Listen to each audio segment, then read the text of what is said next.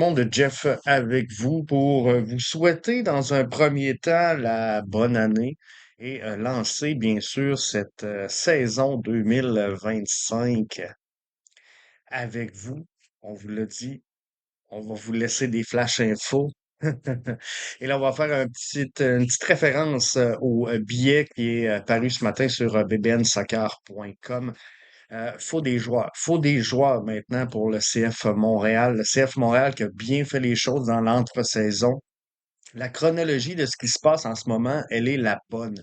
Mais maintenant que le camp d'entraînement arrive à grands pas, le bleu, blanc, noir devra signer des joueurs dans les prochains jours. La fenêtre des agents libres est maintenant ouverte en MLS. Ça va être le temps de commencer à regarder ce qu'on voulait faire. Mais le point important dans tout ça, c'est qu'on fait la bonne chose. Longtemps, le CF Montréal slash l'Impact a été accusé à raison d'être brouillon, d'improviser, voire même de faire absolument n'importe quoi. Gabriel Gervais amène à cette formation-là une structure qui est intéressante, amène une cohésion dans tout le travail qui se fait présentement dans les bureaux du Stade Saputo. La saison 2024 s'est terminée. Les joueurs, le personnel, tout ça a été analysé. Des décisions ont été prises. On a annoncé la structure administrative du CF Montréal. On a annoncé les départs. Reste peut-être là, le dossier Yankov et Coccaro à régler. Laurent Courtois a été encadré, entre autres avec le retour de Marco Donadel dans l'entourage du 11 montréalais. Donc, en route vers le camp d'entraînement, il faudra maintenant garnir l'effectif du club. Le 11 montréalais possède maintenant la latitude qu'il devait avoir pour bouger activement. Il y a plusieurs places qui sont disponibles au sein de l'alignement présentement. Il faudra des ajouts. Les attentes des fans sont grandes. On espère revoir un investissement considérable sur le terrain. Martinez et Wanyama, qui appartiennent maintenant au passé, le CF Montréal a les moyens de se doter de quelques joueurs de qualité en vue de la prochaine saison. Plusieurs d'entre vous ne croient pas à l'investissement dans un effectif de qualité pour la saison 2025. Moi, je suis d'avis contraire. Gervais a libéré de la place sur le terrain, a libéré beaucoup d'argent en se libérant de certains contrats. Les fils de Joey Saputo arrivent publiquement pour la première saison dans l'entourage de l'équipe. Donc, on les sentait déjà autour de la formation, mais là, avec la nouvelle structure hiérarchique que Gabriel Gervais nous a présentée publiquement, on a mis des noms sur les postes et je vois pas comment on pourrait les expédier sous le bus avec rien pour affronter la saison 2025. Montréal joue une grosse saison cette année.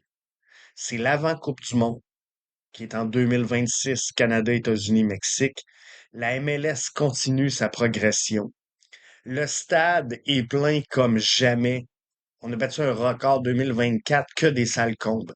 Les partenaires financiers du Québec Inc. ont enfin répondu présent au niveau des partenariats d'affaires. C'était la meilleure saison du CF Montréal en 2024.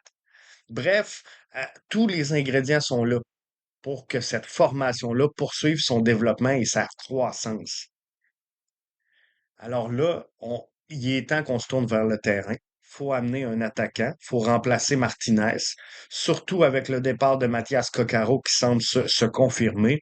C'est pas Jules Anthony Vilsain, c'est pas Sunusi Ibrahim qui vont être en mesure de livrer la marchandise constante sur 34 matchs. Laurent Courtois cherche un profil d'attaquant, on le sait, de pressing, qui montre que le CF Montréal sera agressif et qui voudra jouer au ballon. Faut un milieu également de terrain capable de jouer la longue balle. Saliba et Piet auront besoin d'aide au milieu de terrain. Appel en sélection nationale, départ peut-être à l'été, hein, on voit ça dans les cartons là, de Nathan Saliba. C'est faux de croire donc que Biello pourra prendre la relève avec une présence de qualité MLS. Qu'il soit dans la formation, j'ai pas de trouble. Que Biello prenne des 5 minutes, des 10 minutes en fin de match et qu'on est dans la progression d'ici la fin de la saison, j'ai pas de trouble avec ça. Mais après l'échec du dossier Victor Wanyama, même si plusieurs vont dire qu'il faut pas mettre trop d'argent sur ce poste-là de 6 de 8, contrairement à croyance populaire, moi, ce que je vois, c'est un besoin. Moi, ce que je vois, ce que j'identifie, c'est une carence en qualité de distribution de longue passe. Piet va faire le travail pour jouer court. Saliba va faire le travail pour monter le ballon un peu box-to-box si on veut, mais c'est pas le gars qui va te remettre une passe comme celle desservie par Callum Malas à Cameron Porter et qui a soulevé le Big O. Ce joueur-là est super important pour varier le jeu, pour varier l'animation du CF Montréal qui se passe présentement à 90% d'un couloir. Et pourquoi tu joues d'un couloir? Puisque tu as une carence en termes de qualité technique au milieu de terrain. Le CF Montréal n'a pas les atouts présentement pour jouer et construire dans l'axe. Si Montréal veut jouer le ballon, ça passe par des milieux de terrain de qualité. Il faudrait également de l'aide pour Tom Pierce. Tom est ce genre de joueur qui va devenir en 2025 un des favoris du public, hein. La qualité de ses centres, ses ballons arrêtés, ses corners, je pense qu'on va avoir bien du fun à regarder Tom Pierce jouer. Le problème, c'est qu'il faudra un support. Il ne fera pas tous les matchs 90 minutes par rencontre. Il faudra trouver un profil complémentaire à Tom Pierce pour rajouter à l'alignement. Question d'être en mesure de s'adapter au style de jeu de l'adversaire. Donc, on ne voudra pas toujours un latéral offensif, on ne voudra pas toujours un latéral défensif, mais faudra que Laurent Courtois soit en mesure d'avoir cette polyvalence-là au poste afin de répondre à ses adversaires. Il faudrait également un milieu offensif et pour moi, c'est la priorité pour le CF Montréal. Un joueur capable de bouger les blocs adverses, jumelé à un attaquant de pressing, je pense que ça va être un duo parfait. Mais si jamais de l'argent à investir outre un attaquant de premier plan, parce que ça, je pense que c'est un dénominateur commun, il faut un attaquant, mais j'irais dans le poste de milieu offensif de grande qualité. Un joueur capable de construire le jeu, de changer le tempo, de lire, d'analyser les temps forts, les temps faibles de chacun des matchs et de s'adapter. Il faut un joueur capable de jouer en MLS maintenant sur une base régulière. Donc, parlez-moi pas d'un jeune prospect de l'international qui va, premièrement, prendre un choc culturel, qui va, deuxièmement, sortir de chez maman et papa pour venir s'établir ici, qui devra apprendre la langue, apprendre la bouffe, apprendre les déplacements, vivre la température. Bref, c'est pas le moment. Je rêve un peu, mais Grisou serait un candidat intéressant à ce poste-là.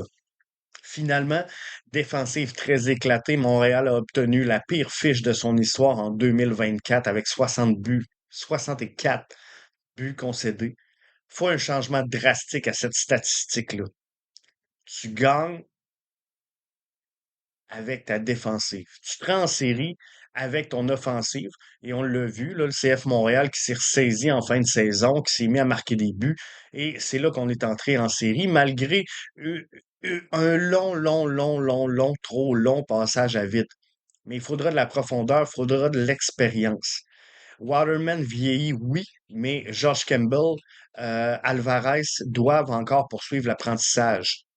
Et outre ces trois gars-là, avec le départ de Sosa, avec le départ de Gabriele Corbeau, je vois pas de profondeur. Et c'est pas vrai qu'un joueur de Super Draft, c'est pas vrai qu'un joueur de l'Académie va venir relever ce défi-là. Alvarez va peut-être quitter en sélection. Waterman va peut-être quitter en sélection également.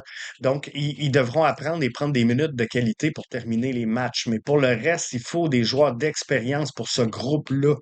Waterman et Piet deviennent les deux joueurs les plus expérimentés de l'équipe présentement. On n'a pas de joueurs de plus de 30 ans et tous les clubs, allez voir les statistiques et j'en ai parlé dans les podcasts en 2024, tous les clubs qui ont gagné la Coupe MLS dans les dernières saisons possédaient au minimum 6 joueurs de 30 ans et plus au sein de l'alignement. Je parle pas de titulaires, je parle de gars d'expérience. Parfois assis sur le banc, parfois pour entrer, changer l'allure d'un match, parfois pour juste venir encadrer le développement de la jeunesse. Mais ce volet-là d'expérience est très, très, très important pour le CF Montréal en 2025. Il faut ajouter des joueurs d'expérience. Alors, c'est ce que je souhaite et je vous invite à devenir membre si ce n'est pas fait de BBN Soccer. On va reprendre prochainement les diffusions. Donc, on va se parler du CF Montréal dans le podcast Bleu, Blanc, Noir à partir du 5 janvier. C'est le retour d'MLS 24/7 le 8 janvier prochain. Donc, deux balados qui vous sont offerts. Vous pouvez vous abonner soit à l'un, soit à l'autre, soit aux deux. Euh, il y a la formule 3,99 pour chacun des balados. Il y a la formule 6,99 pour les deux. Il y a la formule 19,99 pour un plan de 3 mois. Bref, on a essayé de mettre des solutions pour répondre un peu à tout le monde et j'espère que vous y trouverez votre compte. Mais quoi qu'il en soit, c'est le temps de devenir membre BBN avant le lancement officiel du premier balado. Ça va se faire le 5 janvier. J'aurais également une petite demande en finissant. Si vous pouvez aller suivre, follower la page Facebook de BBN Soccer, ça serait grandement apprécié. Et là, dans les commentaires, j'aimerais ça si vous pouvez laisser sur les réseaux sociaux un commentaire sur cet audio-là, à savoir c'est quoi la priorité, là, la signature la plus importante que peut faire le CF Montréal, c'est où qu'elle va sur le terrain. Est-ce qu'on a besoin d'un 10? Est-ce qu'on a besoin d'un 9? Est-ce qu'on a besoin d'un latéral gauche en premier? J'en ai pas parlé encore, mais peut-être également un gardien de but.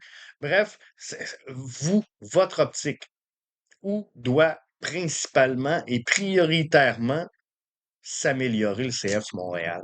Là-dessus, je vous souhaite une excellente année 2025. On va avoir du gros fun ici à BBN Soccer.